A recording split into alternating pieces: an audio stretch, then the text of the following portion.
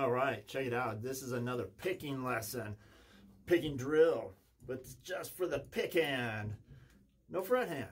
Actually, you're going to use your fret hand, but it's just going to be to stabilize the neck because you want that guitar really stable. Okay, hopefully we're just going to focus on this. I usually, so down here, but all right, check it out. This is going to be in string pairs, string 6 and 5.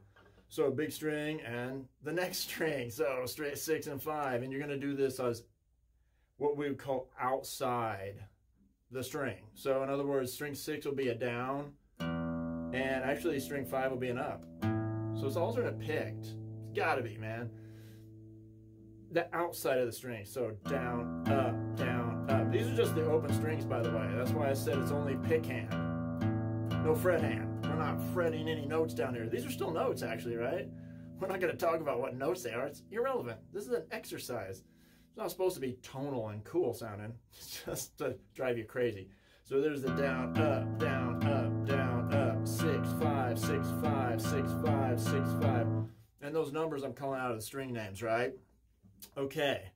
Now look, you can go, I said this is in string pairs, right? That was string 6 and 5. You can do it then to strings 5 and 4, 4 and 3, 3 and 2, 2 and 1, right?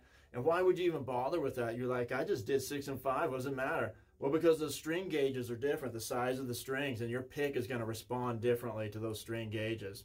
And also, by the way, now you get up, say, for instance, to string 4 and 3, for instance. Now your pick is having to work inside of, with other strings around it. So it makes it more difficult. You got to control that pick really, really tightly around those strings. Remember, it's a down-up pattern. So, whatever pair you have, the first string that you pick is a down, the second string is an up. Okay, you can actually do this as inside the strings also. You same string pairs, but you do as inside. So if we take string 6 and 5 as an example, you basically, your pick is inside the strings, and the string 6 is an up, string 5 is a down. So up, down, up, down, up, down, up, down. That's actually a lot harder because your pick is having to move in a smaller space.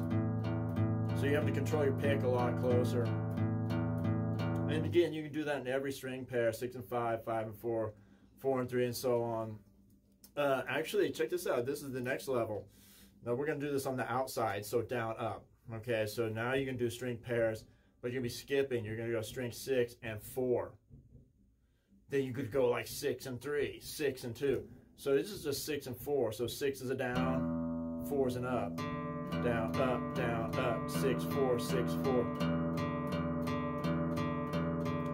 That's tough, right? Because now but this is really about, extreme pick training, okay? Extreme control of the pick in this small space, right? That's about the space of your strings where your pick is going to be operating. And so and by the way, you need to be staring at your pick while you're doing this. Eventually, you kind of test yourself and be like, okay, can I look away and do it? Yeah, you do some of that too. But at first, you want your eyes to see what your pick is doing, because that's how your mind trains your hand to be like, okay, this is what it feels like to go from string 6 to 5 or 6 to 4 or 6 to 3. By the way, that whole string skipping thing, like I said, I was just doing 6 and 4, 6, 4, 6, 4. Here goes 6, 3,